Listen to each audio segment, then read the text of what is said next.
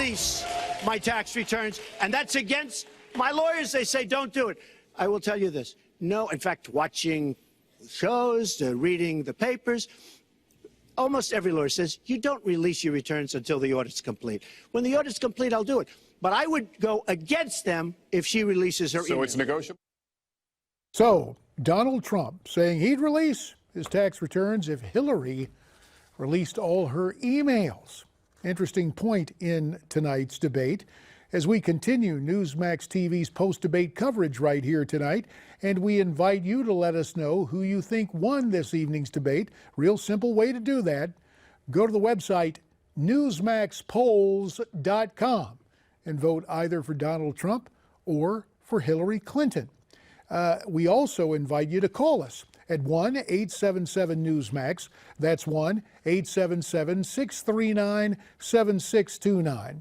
And let's welcome back to the program Reagan biographer, PR expert extraordinaire, and all-around great guy, Craig Shirley from Northern Virginia, from Newsmax New York, lawyer and political strategist Sam Nunberg, and from Newsmax Washington, Michael Patrick Flanagan.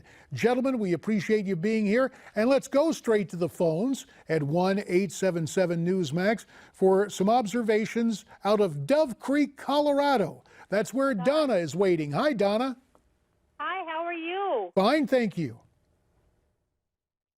I am an accountant in Colorado, a small business person. I do probably maybe $100,000 a year in sales. And so I think that I'm a representative of a lot of small business in the country. I think Donald Trump did wonderful tonight. I disagree with Steve Malzberg and Mr. Reagan. He absolutely was stellar in his performance. He made a few mistakes, you know, by politician standards, but not by the grassroots standards. So you are a business lady and accountant, and so you know what it's like to meet a payroll. You know what it's like to go out and attract clients. And Donald Trump was speaking your language tonight. Is that right, Donna? Do I still have you? Apparently we lost Donna, but she made it clear. And go right ahead. Yeah, well, JD, I think that's where Donald did very well. When he started talking about small businesses, he started talking about economic growth, prosperity, opportunity, and talking about Hillary Clinton. You know, she just wants to stagnate them with regulation, overbroaden them. And I thought that actually one of Hillary's biggest bust lines of the night, where Donald was really just able to hit her, and frankly hit her on policy as much as he can do policy in that broad term, was where she started saying, well, this is trickle-down economics, Donald style or something, and he just said, look, I'm here to promote, loose regulations and to open up the economy and open up prosperity in order to create jobs. On the other hand, I think what we heard from your from Steve and other people is there were some things where he could have hit her. Well, there are always things that could be handled better, but the question comes down to it. It wasn't exactly fatal, and of course, by Donna's lights out in Colorado, she thought Donald Trump did a good job. Listen, we are joined by telephone, one of my old colleagues on Capitol Hill, former House Majority Leader Tom DeLay joins us via telephone. Leader, you and I have been through a lot of campaigns. Your take on tonight's debate? Apparently, we're having some difficulty reestablishing contact with Tom DeLay. We'll try to get that in just a second. In the meantime, let me go to Craig Shirley for his thoughts. And you touched on this earlier, and Donna typifies it, the fact that those of us wrapped up in politics may see it one way. But for people out there working hard for a living who aren't looking for all the bells and whistles, Trump was the answer. He is speaking to that audience. Did he affect enough of them to keep him riding high in the polls and the momentum with him, Craig? Well, we don't know. This reminds me of 1980, the famous now Reagan-Carter debate 1 week before the election. Right after the debate, all the elites at the Washington Post, the New York Times, and the network said Carter had won. Carter had won. They wrote it. They went on network television, proselytized it.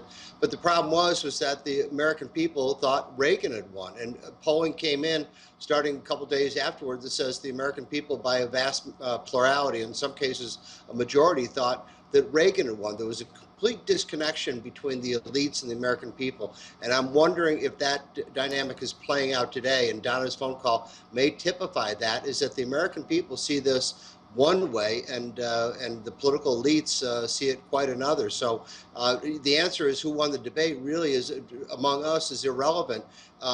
We have to see what the polls say in the next couple of days, is what the American people think who won the debate. And Craig Shirley, as always, we appreciate your analysis and bringing that historical perspective and that reminder from 1980 that the elite media saw it one way and the American people saw it another way. How did Michelle Burton see tonight's debate? Well, why don't we ask her as she is Skyping in. Michelle, we appreciate your time tonight on Newsmax TV. Your take on what happened during the debate at Hofstra. Thank you. I think Hillary did a very good job tonight. She was measured. She was obviously very prepared. She made the points that she needed to make, talked about specifics in her plans, which we don't hear a lot from Donald Trump about. He can get caught in the weeds on many things. I thought she had some great punches, his trumped up trickle down economics, which hasn't been proven to work in any fashion. Michelle, as a strategist, let me just ask you this: was that telegraphed in any way in terms of amongst Democrat consultants like you guys? Did you know that line was coming? Because it was just a little too contrived. I didn't know that line was coming. No, you did, honestly. I thought it was a great line. I've got to hand it to her on that one. She had more of the zingers tonight than I think that Donald Trump did. What about his line about her not being prepared and not having stamina? And she basically said, well, when you travel to 112 nations and you negotiate all these agreements and you visit all these countries, I'll talk to you about stamina. All right. Well, so in your mind, she acquitted herself quite well. JD, let me roll back on that. Sam Nunberg has some thoughts. Go I ahead, think Sam. Donald was soft. JD, I think Donald was, I think Donald was that's where I'm telling you he's overhandled.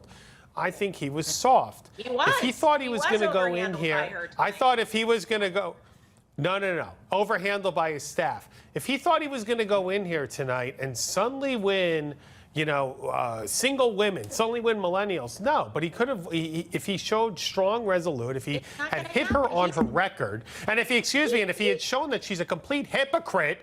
I mean, yeah, she went to 112 countries. But let me tell you something. Those 4 years were the biggest disaster in national security. They made the Bush last 4 years look like it was Reagan. Now let me time out, everybody. Michael Patrick Flanagan, your take on this give and take.